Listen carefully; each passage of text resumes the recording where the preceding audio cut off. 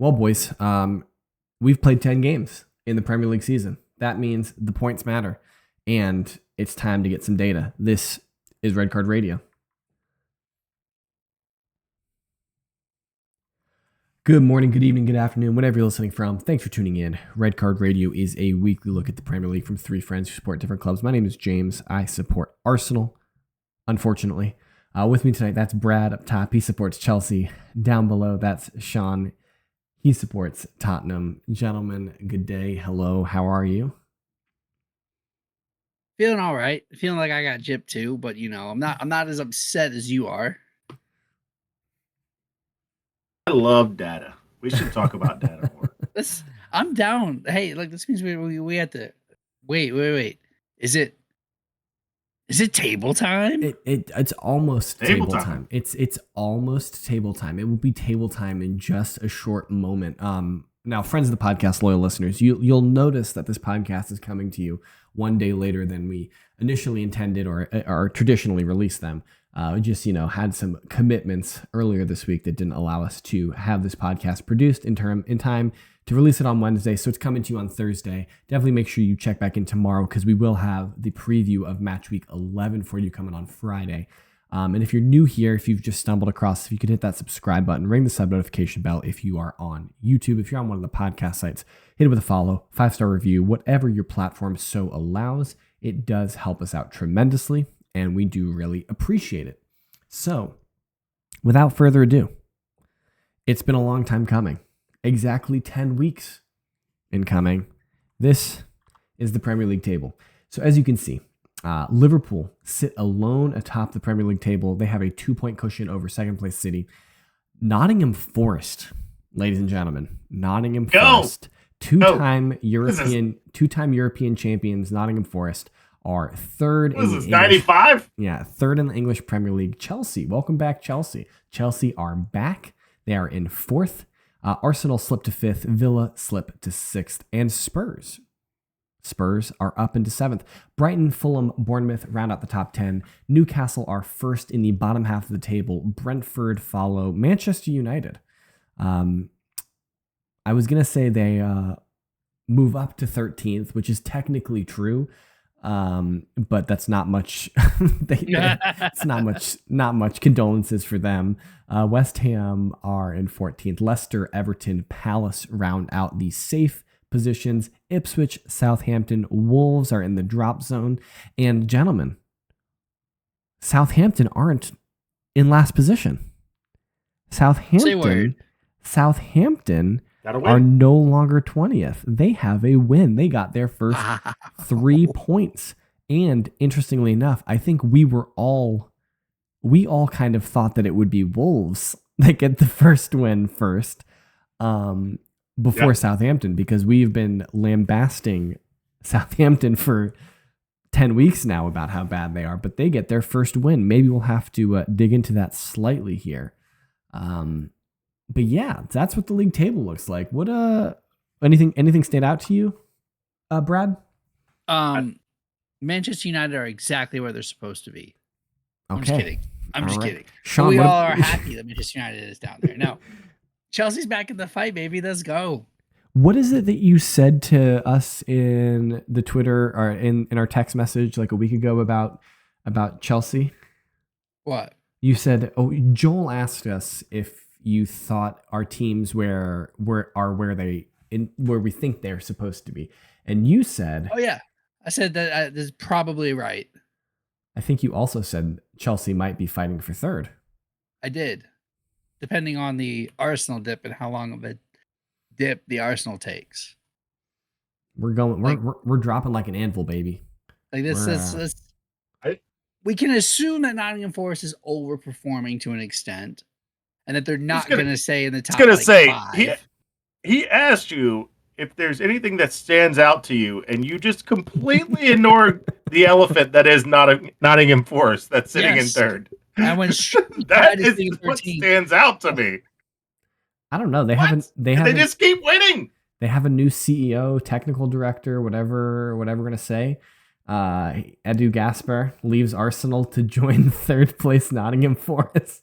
Leaves fifth place Arsenal to join. Sounds like Forest. An upgrade to me. Yeah, Sounds like an upgrade. He got out while the getting's good. Apparently, the rumor is surrounding that move is that the Nottingham Forest. Apparently, he wanted to be the CEO of Arsenal, and that wasn't an option right away. And the Nottingham Forest chairman guy made him tripled Edu's pay package and is putting him in charge of like a multi-club model, which is more what Edu wants. And it's a boatload more money. So, I mean, like, get your money, bro. I mean this in the least disrespectful way. Say it. What does a multi-club level look like for a team like Forest? Like, are they buying like fourth? Are they buying like Bordeaux, like fourth tier French teams, and hoping for the best? Like, what does it look like for them specifically? They own, I think it's Olympiacos, and another team. I don't know what the other team is, but Olympiacos. Yeah, Olympiacos. Yes. Like in Greece. Yes. Okay. So that's a fairly big club. At least in Greece, that's a very big club. Yeah. Yes. That's a big deal. So that's a big deal. So I assume they owned that before they bought Nottingham Forest. I'm assuming. Yep. Well, that's interesting that you bring that up because normally we think about the multi-club model and we think about Manchester City at the top of the City group, or we think about like the Red Bull Chelsea like thing. Bull. Chelsea has only recently become a multi-club system in the last 2 or 3 years. It really is the City group, I think, that we kind of think to that kind of created this idea. And Manchester City, the owners essentially bought more clubs to feed City, I think, to a slight regard, like to a certain point. I'm not sure if that's specifically like actually true, whether or not those clubs are meant to feed City, but City is clearly the biggest fish in that pond, right? Whereas Nottingham Forest are probably not the biggest fish in that multi-club pond, right? Like they're probably comparable to, Olympiacos are a very large club, and so they're hamstrung a little bit by being in the Greek league because all the economic issues in Greece and everything like that. But Olympiacos are traditionally a very big European football club, and so it's entirely conceivable that when the ownership of that group was conceiving this model, that Forest were just an English club that they could get into the Premier League. And the Premier League is so profitable. Like if you get a team in the Premier League and you stay in the Premier League, you make a boatload of money as an owner. And so like that was the goal when they bought Forest when they were in the lower divisions, but they're still not the biggest fish in that pond, is I guess the only point that I think you're kind of alluding to as well. They probably are now. Yeah, probably. Yeah. I mean, they're third in the Premier League, so that's sitting in a Champions League spot. So that would be wild. But we'll see. Long season. Yeah. Anything stand out to you, James? Just how okay. Actually, the thing that stands out to me the most is that Liverpool are on top, and City are not. Liverpool, I kind of assumed that Liverpool would have a little bit of a dip at the beginning of the season, just because new manager, and I understand that he plays the same system or generally the same system. Arne Slot made it a point to tell Jamie Carragher this week during Champions League coverage that it's not exactly the same system that Jurgen Klopp played. It was a very funny interaction. If you haven't seen it, you should check it out on either YouTube or Twitter. The Arne Slot CBS interview during the Champions League. It's similar enough, but I still expected there to be a bit of a drop off for Liverpool. Obviously, I expected Arsenal to collect more than 18 points out of the first 10 games.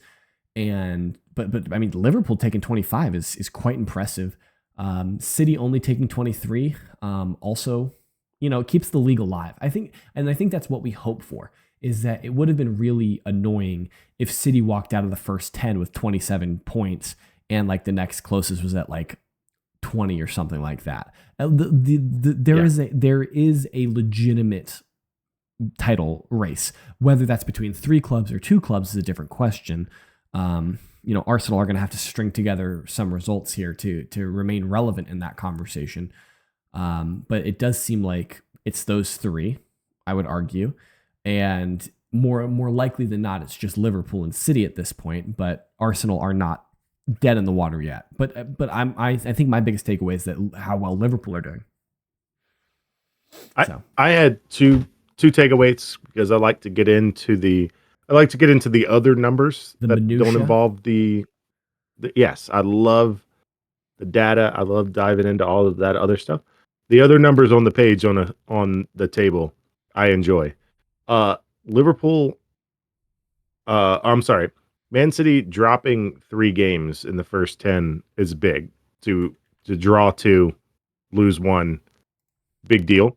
Now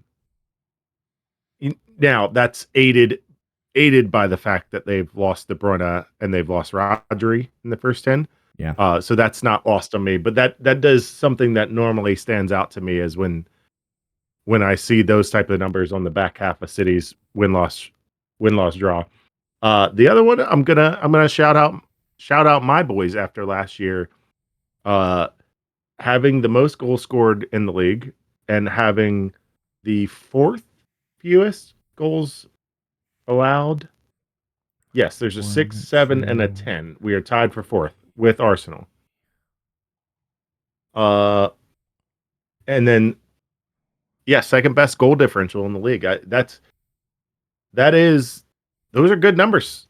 Those are good numbers. If that is extrapolated and not dropped off like it was last year, I think I made it a point of pointing out how ridiculous it was that after 10 games last year, we were plus 14 in goal differential. And then we finished also the season at plus 14 at the end of the season is ridiculously absurd. Yes. So as long as that is extrapolated and not contained right there, then it should be a pretty good season.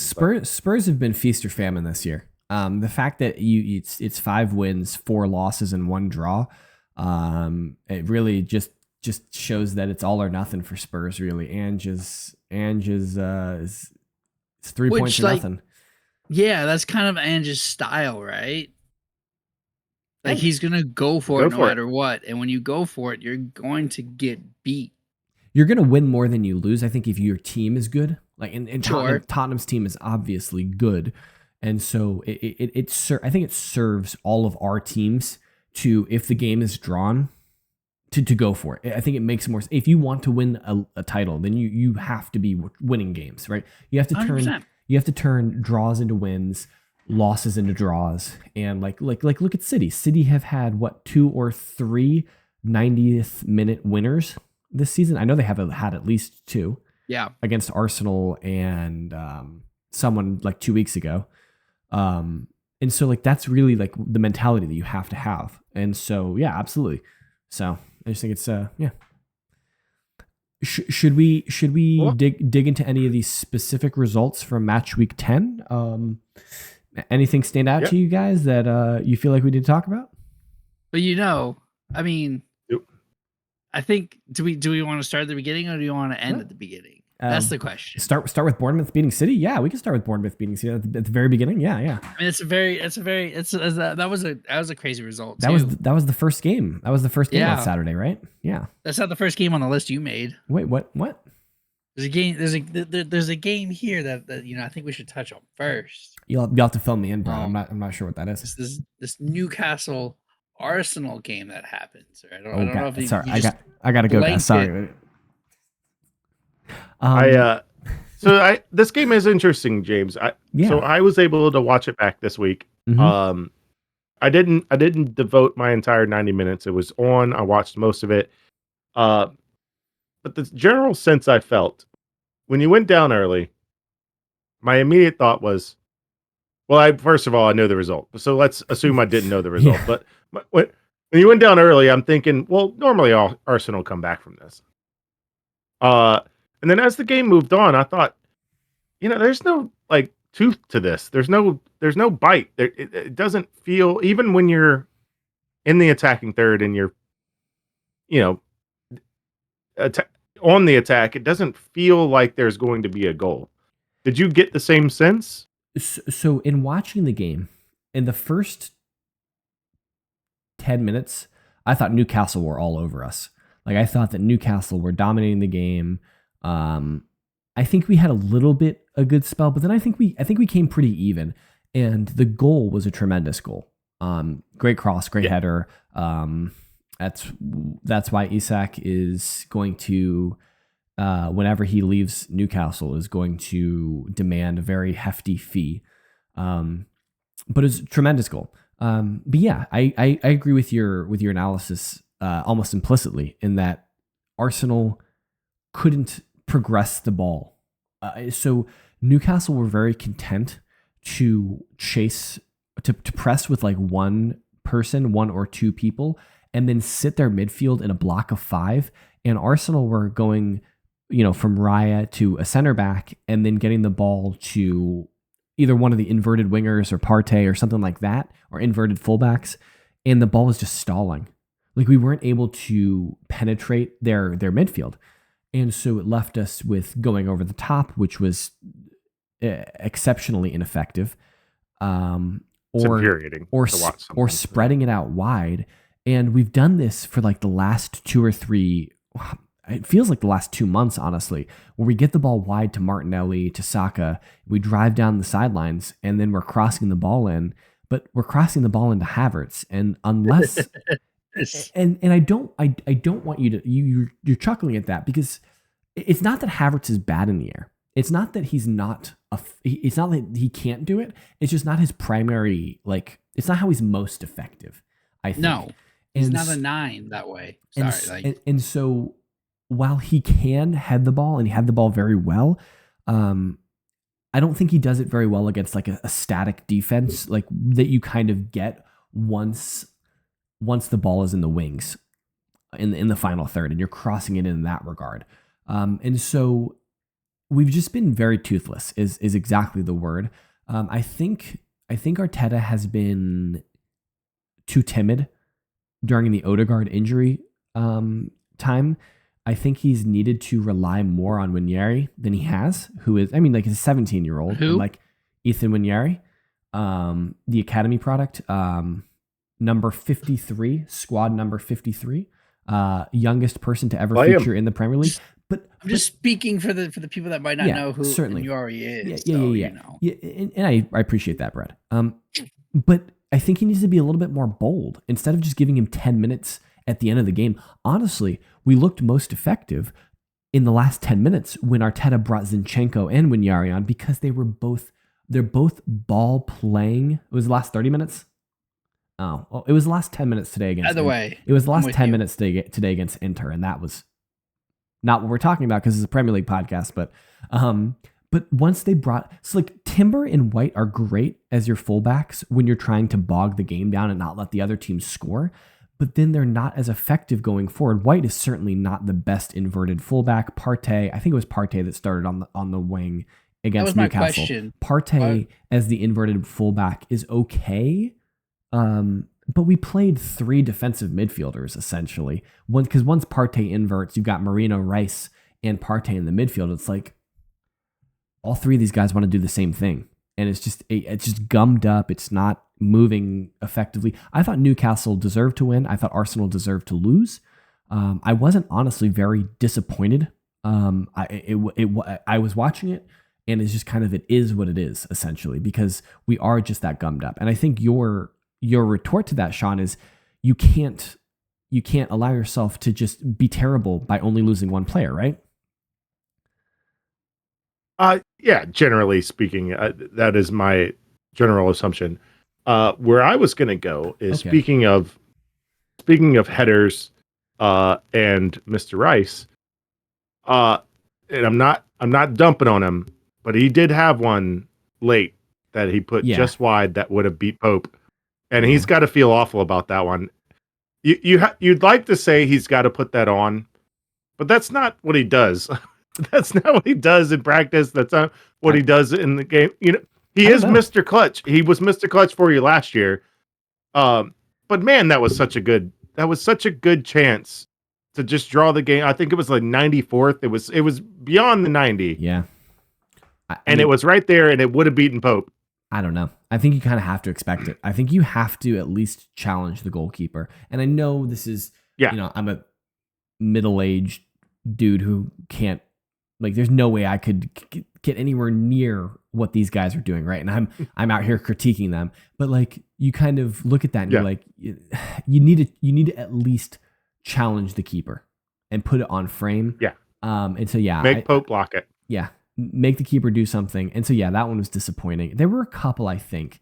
I just can't remember them off the top of my head because we lost and like I needed to put it out of my mind. But yeah, it's a disappointing result, honestly. Like, it's the second season in a row where we've lost away at St. James. This one is obviously less contentious than last year's. We deserve to lose today or this weekend, but that's something that we're going to need to get right in future seasons. You want to talk about something more fun? Yeah, absolutely. Is it City losing? I want to talk about that. No. Oh, dang it. 4 goals. 4 goals. Come on, man. This is not fun. This is not fun. We just said Ange's all or nothing, and you didn't expect him to come here next? Ugh, kill me now. Let's go. Come on, man. No, it's the post game talks with Madison, which was ironic because he didn't come on until like the 80 something. He said that Ange was really calm in the halftime, which it's surprising to me. But he just said, "Hey, we're playing the right style of football. The goals are going to come. Keep doing what you're doing."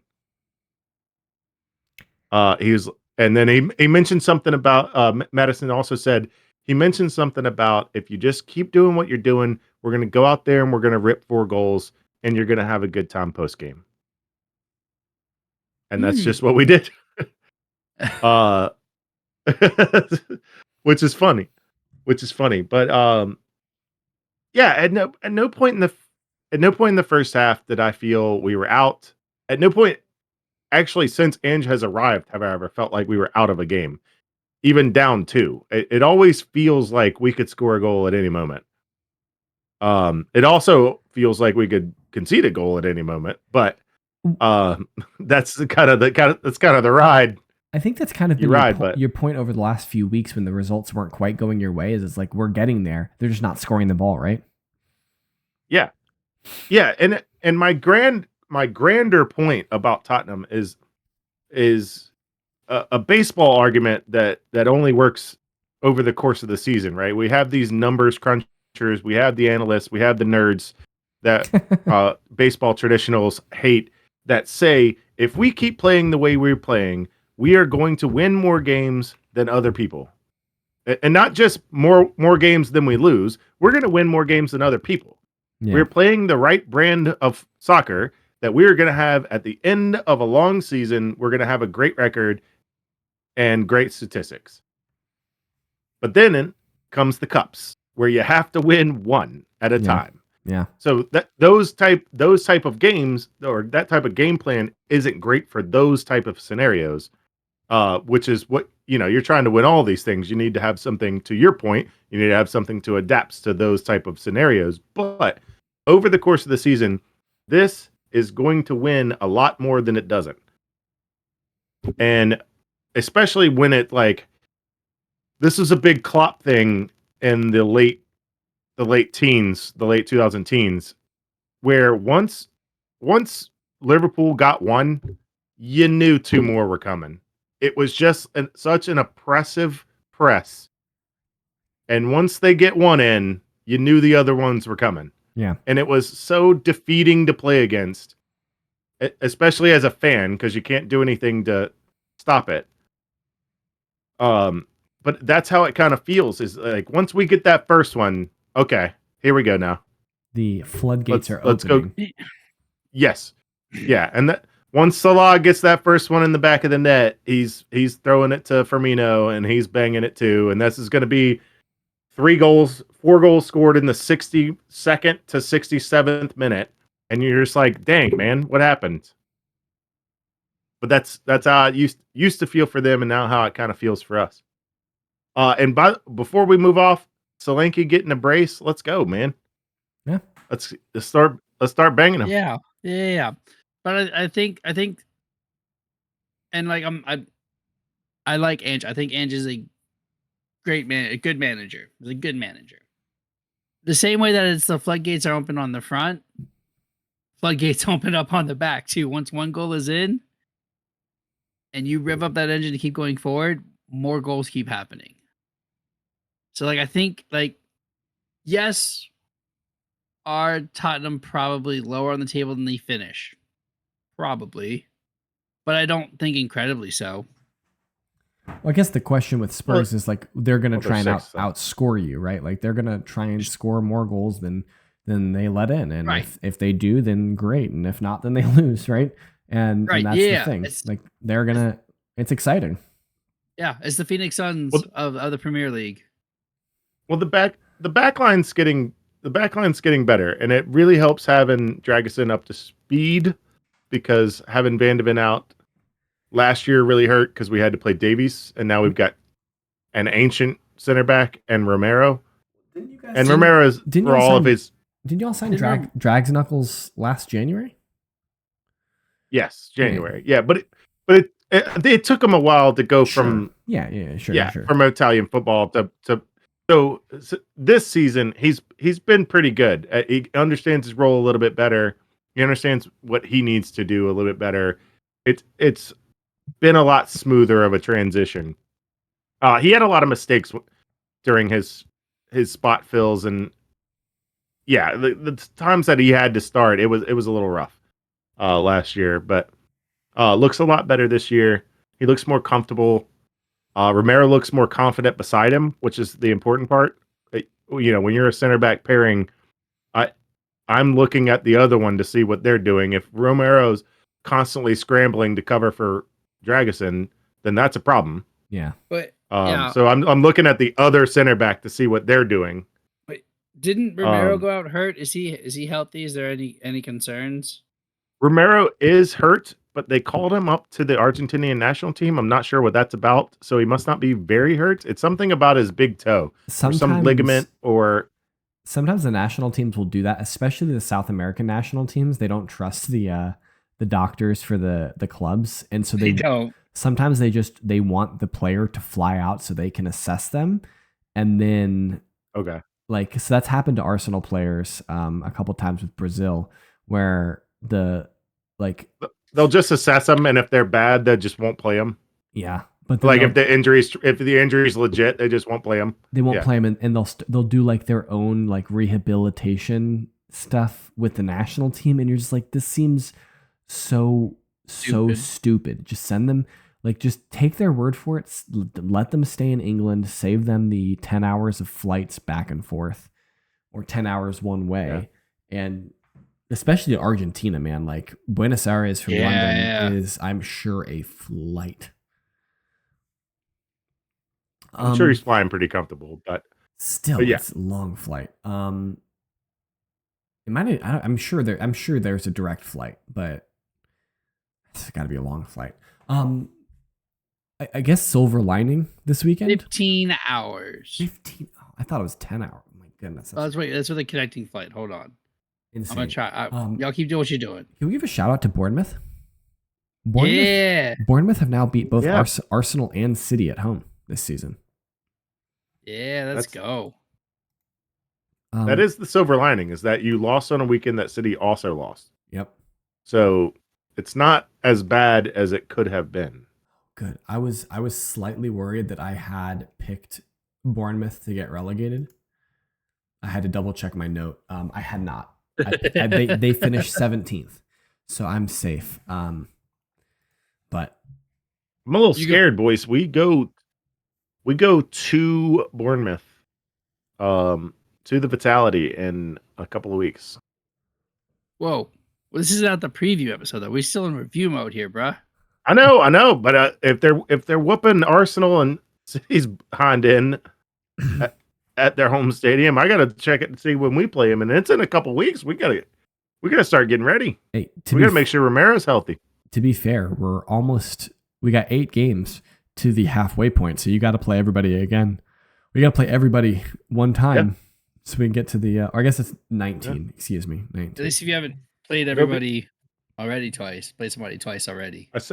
Isn't it true? I said it in it. Go for it, Sean. We have one game till the international break, by the way, but so stupid. It will. It's infuriating. I said in a few weeks. It'll be a month.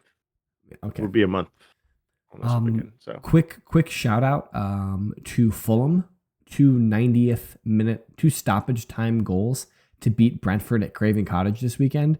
That's just a tremendous victory for them. Wolves get a really important point against Palace. Southampton, we didn't even talk about this, but Southampton beat Everton 1-0 at St. Mary's. So I mean, like that's huge for Southampton. Like getting 3 points, especially against Everton. Now Everton aren't probably going to get dragged into the relegation battle this year, but it's certainly possible. Like, I mean, obviously they can. But they're 16th right now. Yeah, but it seemed like they had a couple bad results in a row. They gave up 2-goal leads, but then Sean Dyche had them playing much more solidly. So I don't know. We'll see. But that's a tremendous victory for Southampton, especially if they desire or like their actual aims are to stay in the league, which obviously that's their goal. Should be. But that's obviously their goal. Whether or not they can, execute that goal is a different thing. Yeah. Liverpool keep on rolling. They beat Brighton at home. So yeah, I think it was a very good weekend, generally speaking, for most people. Bad weekend for me and mine. Any closing thoughts, gentlemen? Refs are still bad against United. We missed that red card. That probably would have changed the result of the game. I want to put that out there. Doesn't change the result of the game. But homie Martinez deserves to not play in the next couple of games after a cleat to the knee and foot. That was deemed just a yellow card. Yeah. Where other players have gotten that as a red. So or if you kick the ball, if you nudge the ball. Right. He had ball was nowhere near. Ball was nowhere near. So it was late. 2 points, 2 points to the body hit. Yeah, no. I feel like we should probably gotten 3 points from that, but it is what it is. That new manager bounce under Ruud van Nistelrooy. All right. Yeah. That's all we got for the for the review of match week 10. Check back tomorrow. We're gonna be dropping that preview for match week 11. Hit us up on social media. Until then, that guy is at KSBradG. Down below it's at Whiteheart_Sean. I am at James Tiffany. Collectively, we are Red Card at @redcard_radio. And check back tomorrow. We got match week 11 preview coming up, and we will go over the picks spreadsheet, see how everyone did in match week 10 and prime match week 11. But until then, I hope you all have a good one. We will talk to you soon.